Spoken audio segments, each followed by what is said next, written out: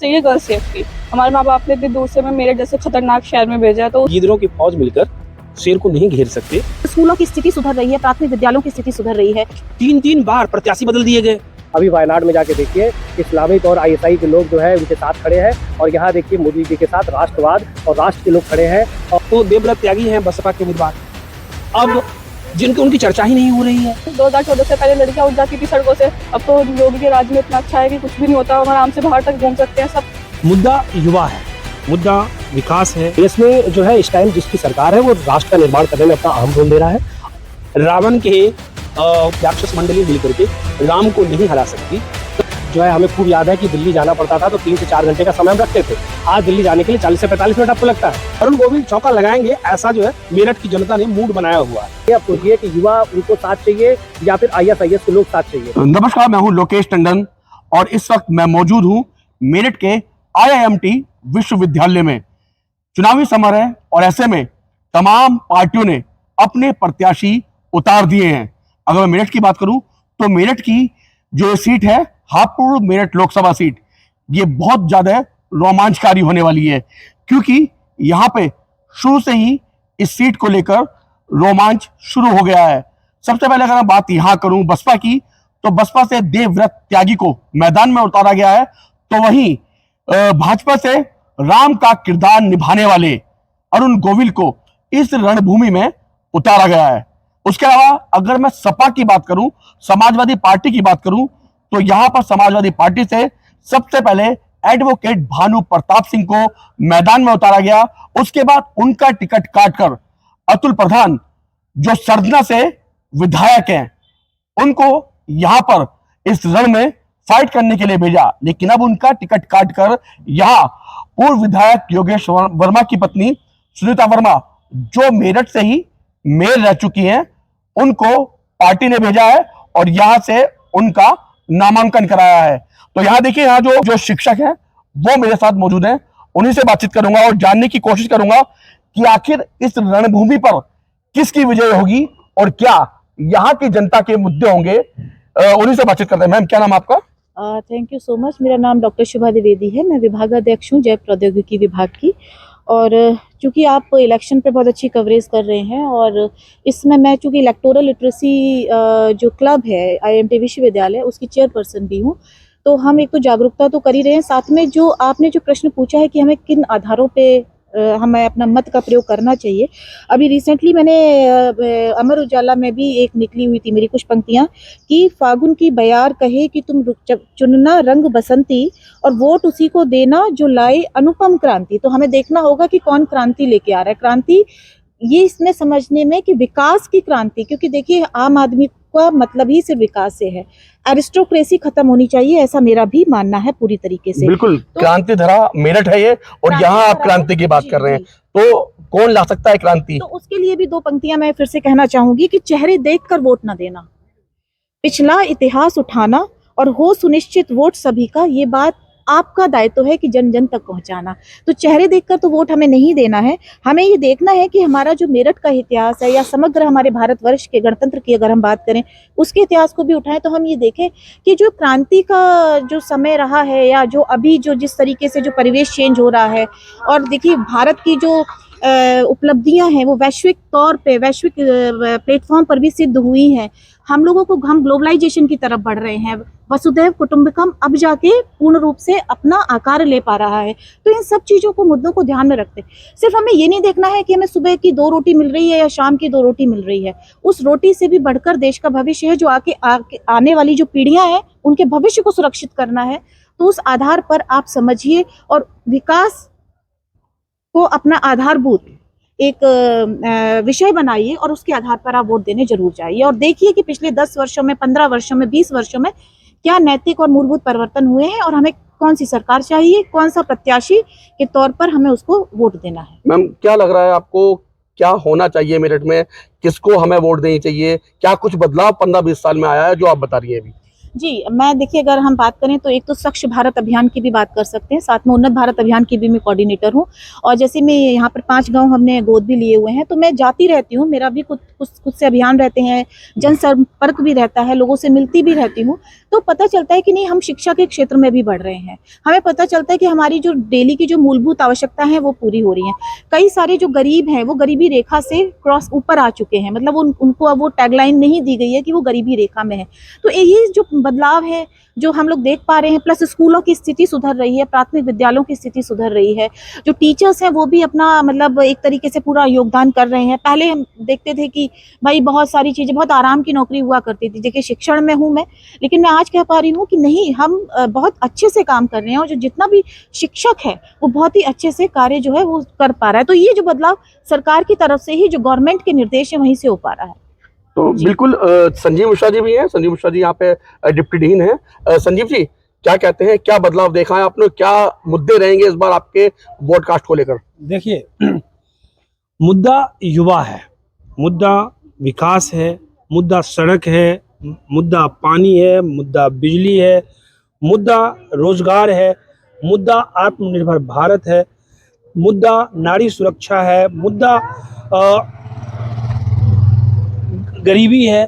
तो ये सब कुछ मुद्दा रहने वाला है, लेकिन इन सब से बढ़कर जो आप पलट कर देखते हैं कि उत्तरोत्तर क्या विकास हुआ है, यही मुद्दा रहने वाला है। आप हमारी चीज़ों को, मेरे कहने का आशय को आपके जो दर्शक हैं वो समझ रहे होंगे कि जब मैंने कहा कि पिछले उत्तरोत्तर विकास की धारा जो बह रही है, तो उसे वो पहचानने का प्रयास करेंगे। अच्छा, क्या लगता है आपको, जो अभी जो वर्तमान सरकार है जी, क्या उस सरकार में विकास हुआ है? निश्चित तौर पर देखिए, विकास एक सतत प्रक्रिया है, किसी की भी सरकार होगी, विकास का कुछ ना कुछ हिस्सा होगा, लेकिन इस समय विकास बहुत तेजी से हो रहा है, इससे कोई भी व्यक्ति इनकार नहीं कर सकता। जहां तक आप मेरठ की बात करेंगे, तो मेरठ में तो पता ही नहीं मेरठ की जनता को कि इनके प्रत्याशी कौन कौन है। इनको ले दे करके एक ही प्रत्याशी का नाम आ रहा होगा सामने में, जिसे भारतीय जनता पार्टी ने घोषित किया। वो रामायण में, आपने कहा कि रामायण में राम का किरदार निभाने वाले अरुण गोविल। बाकी अगर आप बात करेंगे इंडिया अलायंस की, तो वहां आपको तो 3 बार प्रत्याशी बदल दिए गए। अब देखिए, एडवोकेट भानु प्रताप सिंह को दिया गया, तो उनके जो मेरठ की जनता है, उनको लगा होगा कि भैया एनडीए के अगेंस्ट अगर इंडिया की बात करेंगे तो भानु प्रताप सिंह। लेकिन कुछ ही दिनों बाद अतुल प्रधान जी को दिया गया, तो लगा कि किसी युवा को दिया गया है। फिर आखिरी क्षण में पता चलता है कि योगेश वर्मा की पत्नी को दिया गया है, सुनीता वर्मा। हालांकि सुनीता वर्मा पूर्व मेयर रही हैं, लेकिन जानी जाती हैं योगेश वर्मा के पत्नी के तौर पर। उनकी आइडेंटिटी मुझे लगता है 70% लोगों के पास नहीं है, अगर है तो सिर्फ ये है कि वो योगेश वर्मा की पत्नी है। अब जनता में क्या मैसेज जाएगा कि जब भैया पार्टी की नज़र में उनका उम्मीदवार ही उम्मीदवार नहीं है, तो आम जनता को कौन देख रहा है? और अगर बात आप दूसरी पार्टियों की करेंगे, तो देवव्रत त्यागी हैं बसपा के उम्मीदवार, अब उनकी चर्चा ही नहीं हो रही है। तो सभी लोग अपने अपने हिसाब से संपर्क कर रहे हैं, लेकिन इस वक्त आप जिससे भी पूछिएगा तो उनके अधिकांश लोगों की जुबान पर अरुण गोविल का नाम गाहे बगाहे आपको मिलेगा। यानी कि रावण के ससुराल में भाजपा के राम जी अब आ गए हैं, हाँ, युद्ध के लिए। बिल्कुल बिल्कुल बिल्कुल। देखिए, है क्या कि जब आप देखेंगे कि कई अलग अलग, कुल मिलाकर के घेरना है यहाँ भारतीय जनता पार्टी के लोगों को, तो किसी ने कहा अभी कि गीदड़ों की फौज मिलकर शेर को नहीं घेर सकते, रावण के पूरी क्या कहते हैं कि राक्षस मंडली मिलकर के राम को नहीं हरा सकती। कमोवेश हालात यहाँ ऐसे ही बन रहे हैं, बाकी आने वाला वक्त बताएगा, ले हालात कुछ ऐसा ही है। लेकिन संजीव जी, योगेश वर्मा का एक बयान आया है, जो सुनीता वर्मा के पति हैं, जो प्रत्याशी है सपा से, उनके जो पति हैं योगेश वर्मा, उनका एक बयान सामने आया है। उन्होंने, जैसे आपने भी राम का नाम बताया है अरुण गोविल को लेकर, तो उन्होंने कहा है कि जो अरुण गोविल है उन्होंने सिर्फ एक कलाकार है, उन्होंने राम का सिर्फ रोल किया है, उन्होंने अभिनय किया है राम का, वो भगवान राम नहीं है। भगवान राम वो बिल्कुल नहीं है, इस बात से मैं सहमत हूँ कि वो भगवान राम नहीं है। लेकिन भगवान राम का जब उन्होंने किरदार किया उसके बाद से उनकी छवि में कोई भी गिरावट आपको देखने को नहीं मिली होगी, कोई भी कंट्रोवर्सी का वो हिस्सा नहीं है। जबकि एक कलाकार बहुत सारे किरदार निभाता है और जिस किरदार से वो जाना जाता है उसके बाद बहुत सारी कंट्रोवर्सी होती है, लेकिन राम के किरदार के साथ कोई कंट्रोवर्सी नहीं हुई है। उस व्यक्ति की इस बात से मैं सराहना करता हूं वरुण गोविल जी की कि उन्होंने अपने किरदार के साथ साथ अपनी छवि को बनाए रखा, बचाए रखा। राम जी की को एक जो प्रतिष्ठा है उसको धूमिल नहीं होने दिया, बेशक वो किरदार ही है राम के। बिल्कुल। चलिए, एक यहाँ जो प्रोफेसर हैं, ये लॉ के प्रोफेसर है मेरे साथ, भाई साहब डीन है लॉ के, उन्हीं से बात करता हूँ क्योंकि भाई संविधान अपने आप में बड़ी चीज है और अब जो इलेक्शन होने वाले हैं, जो लोकतंत्र का जो महापर्व होने वाला है, उस पर उनकी क्या राय है, उनसे जानते हैं। भाई साहब, क्या नाम है आपका? Doctor Aniruddh Ram, dean college of law. अच्छा, क्या कहते हैं आप, क्या राय है आपकी लोकतंत्र के महापर्व को लेकर? लोकतंत्र के महापर्व में हम जात पात से ऊपर उठ करके विकास की तरफ ध्यान देंगे कि ताकि जो हमारी जनरेशन है, जो हमारे स्टूडेंट्स हैं, जो हमारे भाई बंधु हैं, अपने अधिकारों को समझें और अपने अधिकारों का इस तरीके से प्रयोग कर सकें ताकि जैसे उनका सर्वांगीण विकास हो सके। जो आदमी समाज में पब्लिकली जाना जाता है तो वो किसी जात धर्म से ऊपर उठ करके हम किसी पार्टी की बात नहीं कर रहे हैं, हम विकास की बात कर रहे हैं। जब हम आगे बढ़ते हैं, घर परिवार से आगे बढ़ते हैं, तो हम देखते हैं कि हमारा विकास किस स्तर पर होता है। क्योंकि हम लॉ के स्टूडेंट हैं, संविधान पढ़ाते हैं, तो हम चाहते हैं कि समाज का हर व्यक्ति जो उसका वोट देने का राइट है वोट देने जाए। और जो भी, चूंकि हमारा लोकतंत्र है, तो लोकतंत्र में जिसको भी वो अच्छा समझता है, सुटेबल समझता है, उसमें कहीं से जाति पाति धर्म और परिवार नहीं आना चाहिए। जो चूंकि इसी को बोला जाता है कि अपना वोट दो। और इसके साथ साथ हम चाहेंगे कि जो हमारा संविधान है, हर व्यक्ति को उसकी जानकारी होनी चाहिए कि ताकि हमारे क्या क्या राइट्स हैं और किस तरीके से उसका हम प्रयोग कर सकते हैं। क्योंकि संविधान के बारे में बताया जाता है कि हम संविधान में एक है कि हर मुवक्किल तुम्हारी जो समस्याओं का समाधान हूँ, क्योंकि मैं भारत का संविधान हूँ। जब भी जरूरत पड़े तो उसका बिल्कुल पढ़ना। सर, मेरठ लोकसभा की अगर बात करें, हापुड़ मेरठ लोकसभा सीट है हम जहां हम चर्चा कर रहे हैं, तो यहाँ से क्या लग रहा है आपको? क्योंकि 3 चेहरे यहाँ पर सामने हैं, बसपा से देवव्रत त्यागी हैं, सपा से अभी तीसरे प्रत्याशी बदलने के बाद जो सुनीता वर्मा वो है, और यहाँ पर भाजपा ने क्योंकि ये रावण की ससुराल है, तो राम का किरदार निभाने वाले हैं अरुण गोविल, उनको यहाँ भेजा है। तो क्या लगता है आपको, किस तरफ जाना चाहिए पब्लिक को? सर, राम का जो किरदार निभाने वाले हैं अरुण गोविल जी, तो उनको मैं हृदय से बहुत बहुत धन्यवाद करता हूं और आशा ही नहीं बल्कि पूर्ण विश्वास करता हूं कि समाज में आए और भगवान राम के किरदार को उन्होंने जिस तरीके से अच्छी तरीके से निभाया है उसी तरह से अगर विजयी होकर के और समाज का उत्थान करें। उन जिस तरह से पुरुषोत्तम भगवान राम ने सबका किया उसी तरीके से करेंगे सर। तो बिल्कुल, यहाँ संदीप जी भी हैं, संदीप वर्मा जी प्रोफेसर हैं यहाँ। संदीप जी से बात करता हूँ। संदीप जी, आप भी प्रोफेसर हैं, क्या लगता है आपको, किस तरीके से आप देख रहे हैं, क्या कुछ मुद्दे, क्योंकि आप युवा हैं, ऐसे में युवाओं के मुद्दे क्या रहने वाले हैं? देखिए भाई साहब, जो राष्ट्र की बात करेगा वही आगे विजयी बनेगा, चाहे कोई भी पार्टी हो। और जहाँ तक मैं देख रहा हूँ कि आज मैं आपको बहुत महत्वपूर्ण विषय बता रहा हूँ, बहुत कम लोग को ऐसा आप जानते होंगे।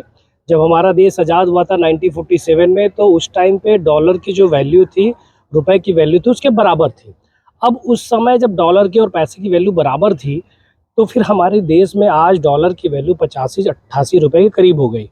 ऐसा क्यों हुआ? ऐसा नहीं कि पिछले 10 साल या 15 साल में ऐसा हुआ है, ये लगभग 75-78 साल देश के जो आज़ादी के हुए हैं, उसके दौरान ये देश की जो अर्थव्यवस्था थी वो बिगड़ती गई और डॉलर जो है बढ़ता गया। और एज ए युवा के तौर पर अगर हमें देख रहे हैं, तो हम युवा जो है अपने देश की राष्ट्र निर्माण की पे हम ज़्यादा फोकस कर रहे हैं, क्योंकि हमें पता है कि देश का निर्माण सही तरीके से होगा तभी हमारा बाहर भी नाम होगा। और आज देखिए, युवा बाहर जॉब करने के लिए जा रहा है तो उसका इज्जत हो रहा है, सम्मान हो रहा है, और बाहर हम लोग को अच्छे से अच्छे पैकेज भी मिल रहे हैं। यहाँ बच्चे पढ़ रहे हैं, वो बाहर फॉरेन प्लेसमेंट हो रहा है, तो अच्छे पोजीशन मिल रहा है। और जहाँ तक रही बेरोजगारी देखिए कुछ भी नहीं है। बेरोजगारी एक शब्द जो है ला दिया गया है। देश की जनसंख्या जैसे बढ़ रही है, उसके सापेक्ष हम बात करें तो देश में बेरोजगारी उस स्तर तक नहीं है, क्योंकि हम स्वरोजगार की तरफ बात ही नहीं कर रहे हैं। आज ये भी जितनी भी डेवलप्ड कंट्री हैं वो सब लोग जो है बेरोजगारी जो उनका कम हुआ है उसके पीछे रीजन रहा उनका सेल्फ एम्प्लॉयमेंट का। तो ये मूल कारण है। और देश में जो है इस टाइम जिसकी सरकार है वो राष्ट्र का निर्माण करने में अपना अहम रोल दे रहा है। और मुझे ऐसा लग रहा है कि मेरठ को देखें तो जो प्रत्याशी के रूप में आए हैं बहुत सारे अलग अलग पार्टियों के प्रत्याशी आए हैं, उनमें से मुझे ऐसा लगता है कि जो राष्ट्र की बात करेगा, जो युवा की बात करेगा, उसका ही विजय परचम लहराएगा इस मेरठ में। चलिए आप आप सीधे भाजपा की बात करें, ऐसे में अगर मैं भाजपा की यहाँ बात करूँ तो पहले भाजपा के जो राजेंद्र अग्रवाल रहे हैं सांसद यहाँ से, वो हैट्रिक लगा चुके हैं यहाँ से। अब चौथी बार उनको बदल दिया गया है। मैं ये नहीं कहूँगा टिकट उनका काटा है, जैसे तमाम लोग कह रहे हैं, आपने सुना होगा टिकट काट दिया गया है, तो मैं ये नहीं कहूँगा टिकट काटा है, उनको बदल दिया गया। बदलने के बाद अब अरुण गोविल को यहाँ लाया गया है। तो क्या लगता है, क्या उन्होंने ऐसे क्या काम करे जो मुद्दे अब अरुण गोविल को? देखिए, जहाँ तक रही बात भाजपा की टिकट बदलने की, तो भाजपा का अपना एक जो है परिभाषा है। भाजपा कभी भी जो है कोई भी प्रत्याशी खड़ा करता है तो प्रत्याशी यहाँ सेवा भाव से खड़ा होता है, अन्य पार्टियों की तरह नहीं कि जो है वो अपनी जागीर समझता है। तो यहाँ प्रत्याशी जो भी बदले जाते हैं उनको अलग अलग किरदार में निभाया जाता है। जहाँ तक रही अरुण गोविल जी के बाद, देखिए मेरठ में बहुत सारे विकास हुए। आज जो है हमें खूब याद है कि दिल्ली जाना पड़ता था तो 3 से 4 घंटे का समय हम रखते थे। आज दिल्ली जाने के लिए 40 से 45 मिनट आपको लगता है। तो कहीं ना कहीं ये देश की जो विकास धारा में जो मेरठ का जुड़ाव हुआ है वो बहुत बड़ा रोल है। और यहाँ बहुत सारे इंजीनियरिंग कॉलेज, मेडिकल कॉलेज है, उसमें बहुत सारे युवा पढ़ते हैं और एक अच्छी पोजीशन पे काम कर रहे हैं। तो वो जानते हैं कि उनका विकास किससे होने वाला है और उनका विकास किस तरीके से आगे जाने वाला है। तो उनको पता है कि भाजपा के साथ अगर वो रहेंगे तो उनका विकास संभव है और उनका विकास जो है अच्छे तरीके से होगा। और रही बात जो है अरुण गोविल जी, तो अरुण गोविल जी का तो चरित्र देखिए राम जी का रहा है और उनके विचार भी राम जी जैसे हैं और उनके अंदर भी राम जी बसते हैं। तो मुझे लगता है कि वो काफ़ी योग्य प्रत्याशी हैं भाजपा के लिए और विजयी यहाँ पे काफ़ी अच्छे मतों से करेंगे। तो बिल्कुल कुछ यहाँ पर आप देखिए युवा भी हैं, कुछ युवतियां यहाँ पर, उनसे बातचीत करने की कोशिश करूंगा। क्या नाम आपका? आस्था चौधरी। अच्छा आस्था, क्या कहते हैं अभी मेरठ की अगर मैं बात करूँ तो मेरठ में अरुण गोविल को उतारा गया भाजपा से और सपा से तीसरा प्रत्याशी बदलने के बाद अब योगेश वर्मा की पत्नी सुनीता वर्मा को उतारा गया है और साथ में बसपा की अगर हम बात करें तो वहां से देवव्रत त्यागी को उतारा गया है। तो क्या लगता है आपको, क्या मुद्दे रहेंगे आपके? मतलब मुद्दे आप पूछ रहे हो, आप कौन जीतेगा ये पूछ रहे हो? वही आप जो वोट देंगे आप बीजेपी को देंगे। क्या मुद्दे रहने वाले हैं? देखिए मैं बिजनौर से हूँ और मेरा तो मुद्दा मेन जो रहेगा वो ये रहेगा, मैं गर्ल सेफ्टी की बात है तो हमें चाहिए गर्ल सेफ्टी। हमारे माँ बाप ने इतनी दूर से मैं मेरठ जैसे खतरनाक शहर में भेजा है तो उन्होंने ये सोच के भेजा है कि सब कुछ ठीक रहे और हम गर्ल सेफ रहे, तो वो तो बीजेपी से ही होगा और किसी के बस की बात नहीं है हमें सेफ रखना। अच्छा आपने कहा मेरठ खतरनाक, बिल्कुल। तो कैसे खतरनाक है मेरठ? अरे यहाँ तो सड़कों से उठ जाते थे पहले, 2014 से पहले लड़कियां उठ जाती थी सड़कों से। अब तो योगी के राज में इतना अच्छा है कि कुछ भी नहीं होता, हम आराम से बाहर तक घूम सकते हैं, सब कर सकते हैं। तो वो क्या कहना चाहेंगे आप, वोट करेंगे इस बार? देख लीजिए आप कितनी बन गई है मेरठ की, देख लीजिए मेरठ से बिजनौर का हाईवे निकला है, कितना वो आ चुका है। तो पहले कितना समय लगता था आपको अपने घर से यहाँ तक आने में और अब कितना समय लगता है? पहले 3 घंटे लगते थे, अब 2 घंटे में आ जाते हैं और जब ये पूरा हाईवे बन जाएगा तब 1.5 घंटे में पहुंच जाएंगे। तो काफी सहूलियत आपको हुई है। बिल्कुल बहुत सहूलियत है, क्यों नहीं है, बहुत अच्छी सहूलियत है। तो पूरा सही है, हम तो बीजेपी के हैं, बीजेपी को ही देंगे। अच्छा इस बार वोट करने वाले हैं आप? बिल्कुल। तो पहला वोट रहेगा इस बार पहला आपका? वोट है इस बार मेरा। तो बिल्कुल आस्था चौधरी है, पहला वोट कास्ट इस बार करने वाली है और नारी सुरक्षा को लेकर और विकास को लेकर इनके मुद्दे रहने वाले। उनका कहना यह है कि मेरठ की अगर हम बात करें, क्रांति धरा मेरठ को कहा जाता है, अगर हम मेरठ की बात करें तो मेरठ खतरनाक शहर है और ऐसे में अब योगी सरकार है तो उसके बाद अब मेरठ में काफी सुधार आया है। आस्था का कहना है कि पहले यहाँ दिन दहाड़े लड़कियों को उठा लिया जाता था, लेकिन अब लड़कियां सुरक्षित हैं, यहाँ से कैंपस से बाहर भी जाते हैं, रात को भी बाहर घूमने निकल जाते हैं और यहाँ से अपने घर बिजनौर तक का भी सफर बड़ी आसानी से तय कर लेते हैं। चलिए संजीव जी क्या कहना है आपका? तो अरुण गोविल चौका लगाएंगे ऐसा जो है मेरठ की जनता ने मूड बनाया हुआ है और इसके पीछे कुछ तर्क हैं। देखिए गंगा एक्सप्रेसवे जो योजना जा रही है जी, जितने एक्सप्रेसवे बने हैं, हाईवे बने हैं, मेरठ में जो ऐसे क्या कहते हैं कि आपका भारत का पहला रीजनल रेल जो कि दिल्ली से चलकर मेरठ तक आ रही है। अब दिल्ली और मेरठ की दूरी मात्र 1 घंटे की रह गई है। जो विकास, जितना डेवलपमेंट होना है दिल्ली और एनसीआर का, वो मेरठ ही उसके लिए हब है। एजुकेशन हब मेरठ पहले से था, लेकिन अब एम्प्लॉयमेंट हब भी होने वाला है। तो इन तमाम चीज़ों को देखते हुए मुझे नहीं लग रहा कि अरुण गोविल को जीतने में कोई परेशानी होगी, बीजेपी को चौका लगाने में कोई परेशानी होगी। बाकी तो वक्त बताएगा कि कितनी बड़ी मार्जिन से अरुण गोविल जीतते हैं। देखना दिलचस्प ये होगा कि अरुण गोविल कितनी बड़ी मार्जिन से जीतते हैं। लेकिन जीतेंगे ये तय है, ये मेरा कहना, जीतेंगे ये तय है। अब कितनी बड़ी जीत होगी ये वक्त बताएगा। अच्छा, ये इतना विश्वास कैसा आपको कि जीतेंगे अरुण गोविल? देखिए, इसके पीछे लॉजिक ये है कि 3 बार से वो जीत रहे हैं। आपका कहना होगा कि एंटी इनकम्बेंसी भी तो हो सकती है। देखिए, बीजेपी जिस तरीके से चल रही है, अपने स्थापित नेताओं को वो अलग अलग कार्यों में सौंप रही है। आपने 3 राज्यों के जो मुख्यमंत्री बदले हैं वो भी देखा होगा। दूसरी चीज क्या है कि नई पौध को तैयार करते हैं। राजेंद्र अग्रवाल जी के लिए नई भूमिका उन्होंने तलाशा होगा। अब वो ये देख रहे हैं कि अरुण गोविल जी को यहाँ से जो है लाने के बाद पूरे पश्चिमी उत्तर प्रदेश को साधने का प्रयास किया जा रहा होगा। दूसरी चीज मैंने ये कहा कि हाईवे के ऊपर जितना काम हुआ है, मुझे नहीं लगता कि आज से पहले, यानी कि इस एनडीए गवर्नमेंट से पहले कभी हुआ था। इस बात को प्रत्येक भारतवासी जरूर दिल पर अगर हाथ रखकर सोचेंगे तो उन्हें लगेगा एक्सप्रेसवे, हाईवे, उसके बाद रीजनल रेल की अब दिल्ली से मेरठ आने में कम से कम 4 घंटे का समय लग जाता था। ये बात मैं कह रहा हूँ 2014 से पहले की, 2011, 12, 13 में 4-4 घंटे लग जाते थे। हमें अगर ट्रेन पकड़ने के लिए जाना होता था तो कई बार ट्रेन मिस हो जाते थे।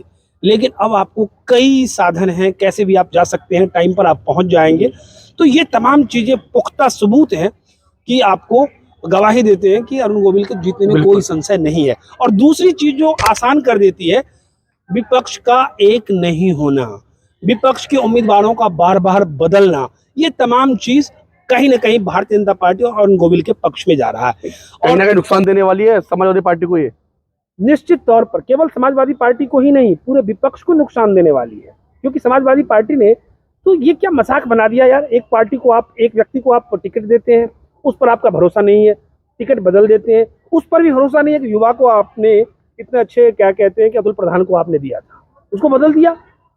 और अब आपने ऐसे व्यक्ति को टिकट दिया है, सुनीता वर्मा जी को, जो कि योगेश वर्मा जी की वाइफ के तौर पर जानी जाती है। हालांकि मेयर भी रही है, लेकिन जब उनकी आइडेंटिटी उनके पति को लेकर के है तो वो अब सोच सकते हैं कि अंदरूनी कलह भी उनको हराएगी। और एक कारण और भी है भाई, बिल्कुल संदीप जी, कि नमो भारत देश का पहला नमो भारत, जिसे रैपिड रेल हम लोग कह रहे हैं, वो मेरठ से कनेक्ट हुआ दिल्ली में। ये पहली बार है और जिसकी स्पीड 180 से ज़्यादा है। आपको दूरी दिल्ली का आपके पास में है। और देखिए, आज के डेट में इंडस्ट्री सबसे ज़्यादा मेरठ में इंडस्ट्री लगा रही है। अभी हमारी बहुत सारी मुलाकात इंडस्ट्री के लोगों से होती है, क्योंकि हम इस सेक्टर को देख रहे हैं। तो वो लोग कहते हैं कि मेरठ हमारे लिए सबसे अच्छा जगह है। दिल्ली के लोग छोड़ के अब मेरठ बस रहे हैं, क्योंकि उन्हें पता चल गया है कि मेरठ की जो अस्तित्व है वो दिल्ली से कनेक्टेड है। और मेरठ एक ऐसा जगह है जहाँ पे सब कुछ चीज़ें अवेलेबल है। और यहाँ पे विकास मुख्य धारा में पहले वो टाइम था कि यहाँ पे कुछ लूटपाट होते थे, अब लूटपाट करने की हिम्मत नहीं है। और रही बात विपक्ष की, तो विपक्ष बिल्कुल कमज़ोर हो गया है। अभी वायनाड में जाके देखिए, इस्लामिक और आईएसआई के लोग जो है उनके साथ खड़े हैं। और यहाँ देखिए, मोदी जी के साथ राष्ट्रवाद और राष्ट्र के लोग खड़े हैं, और जो है हिंदुस्तान की युवा खड़ी है। तो ये इम्पोर्टेंट है कि अब सोचिए कि युवा उनको साथ चाहिए या फिर आईएसआईएस के लोग साथ चाहिए। तो विपक्ष वाले आईएस के साथ खड़े हैं और भाजपा जो है युवा के साथ खड़ी है। बिल्कुल। तो सुना आपने, संजीव जी और संदीप जी ने दोनों ने कहा कि भाई यहाँ अब विकास की बारिश हो रही है। अगर हम यहाँ रोड की बात करें तो सड़कों का जाल बन चुका है। और वहीं अगर हम यहाँ से दिल्ली की दूरी की बात करें तो सबसे पहली रीजनल रेल मेरठ को दी गई है, जिसका नाम रखा है नमो। तो नमो यहाँ से दिल्ली जाएगी, जिसका समय भी लगभग 45 मिनट के आसपास रहेगा। तो वहीं अगर हमने जब यहाँ युवतियों से बात करी तो उनका साफ तौर पर यही कहना है कि पहले लड़कियों को सरेराह दिन दहाड़े उठा लिया जाता था, लेकिन अब जब से भाजपा की सरकार आई है तब से लड़कियां भी सुरक्षित है। मेरठ से सावन के साथ लोकेश टंडन, LTV।